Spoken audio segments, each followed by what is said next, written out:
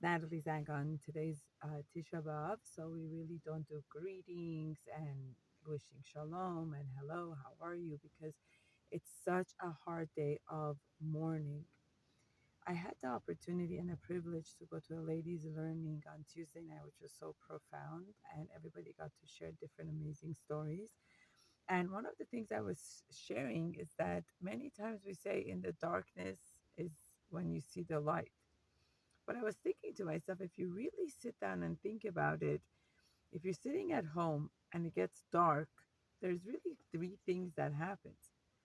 You can either choose to stay in that darkness until the light comes on, do nothing about it.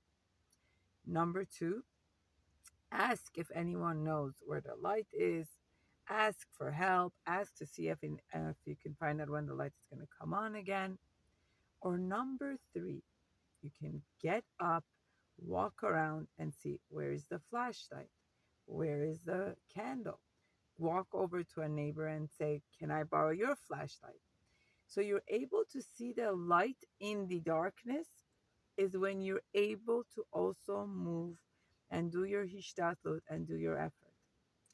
During Tisha B'Av, the time of mourning, when it's so sad, when it's so difficult, when we're mourning about what happened to Bnei Israel, and it keeps happening over and over again, it's about moving and saying, what can I do? How can I bring the light at this challenging time of the darkness? Not to only sit down and mourn and cry. How can I look to find to bring a light?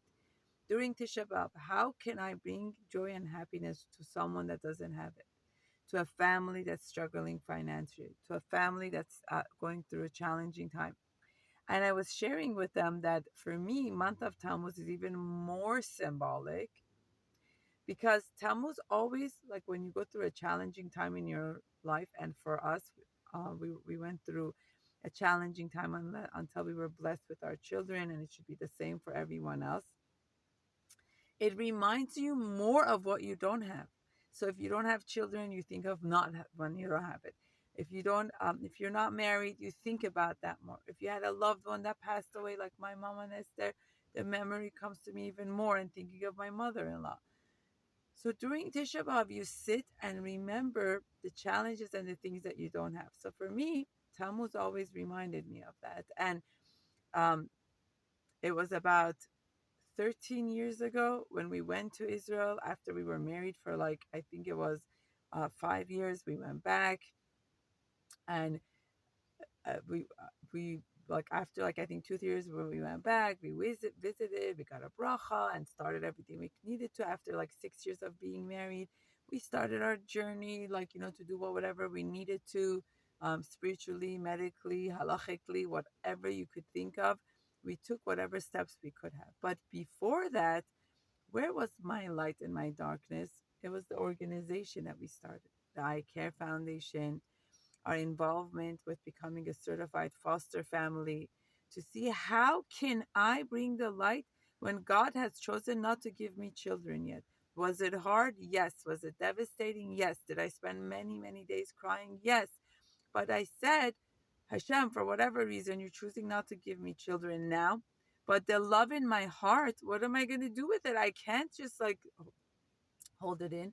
So I started doing different things to bring the love in my heart out, to manifest it out into the universe, until God gave us children of our own to love. So I shared that love with whatever we could. My friends and I, we had a beautiful project called the Rosh Chodesh Project in Israel, where we had the Persian Jewish girls come on Rosh Chodesh with our dear Zichron Lebracha friend Bracha Liza, brought the light like that. We I worked with an organization called Efrat, which would help Jewish women in Israel that had financial difficulties. We fundraised so that they don't have abortion and help them financially, brought the light. When I came back to LA, I tried to see how I can get involved and become a certified foster family. So when there's Jewish kids being taken out of Jewish homes and out of Jewish families in Los Angeles, that they should have a connection with a Jewish family to place those children with, because that is also significant. These are the steps we need to make to help the third Beit HaMikdash to be built. Not to say it has nothing to do with me I'm out. No, it's the opposite. It's the ahavat chinam. What can I do with this situation? How can I be of help? And Baruch Hashem, we got blessed with our beautiful children, and we were so thankful. And years later, we got to be even able to be a Jewish foster family and launch our organization called Children's Village Advocacy, to be able to represent and step in when a Jewish child doesn't have a Jewish family member to go to. Who should they go to? A Jewish community member, not to be going to the state home. And after I finished my story, this amazing lady was sitting across me. We were smiling, sharing ideas back and forth. What do I find that her family was one of the Jewish families who had taken in one of the Jewish young boys that had the hardest time, that had the challenging time, but her family took him in.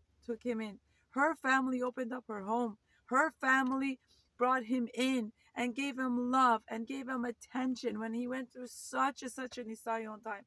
And she turns to me and says, "You know what? He's going to be going to a very prestigious, good religious high school. He's keeping mitzvot. He's keeping tefillah. My family feels like there's his own family." And this just brought all the story and hana'ah together for me. The nachat of what we can do to affect each other. Our wonderful team and group with Children's Village Advocacy, that's what we do. We try to be a resource. We try to step in. We try when families are breaking apart and having a hardest time and they don't know what to do with the Jewish children. These are the ways we're going to help the third Beit HaMikdash to be built. Not to say it's not my problem, I have nothing to do with it. No, you could have your own problem, you could have your own challenges, but look around, get off your seat and say, what can I do? How can I bring light in? What window can I open? And that is the way the light comes in during the darkness. Not only if we sit there, and on this Tisha B'Av, as we're mourning, we should never forget the families, the almanot, their widows, the Jewish single moms, the Jewish children that are in a challenging situation. Every Jewish child, every spouse deserves to be in a loving, friendly, comfortable setting, because that is what we deserve. That's what a home is, full of love and affection. And no Jewish child should be the korbanot of going into the state, like kind of a korban, in a sense of losing their Jewish identity because there's no Jewish family members to take them in. This is our avoda. We need to step in and be there for each other as a Jewish community. It's the ahavat chinam that's going to help us build the third Beit HaMikdash. This is nataliezangan at gmail.com. Our resource number is 818-527-2434. Send me an email, step in, see what you can do, become a volunteer, become a certified foster family. Our website is www.icaretocare.com. You could send me an email, nataliezangan at gmail.com, and I'll send you more information. Let's make a difference this year and see how we could step in to Be'ezrat Hashem get the third temple to be built. It's by these steps. It's by the ahavat chinam, to care when it has nothing to do with you and to care when it has something with you. You're lacking it, so bring it the love for someone else and see how it will affect each other. And that is the avodah of a yid, not to just sit there passively. It's to sit, to move actively. That is our work. Wishing everyone a meaningful fast.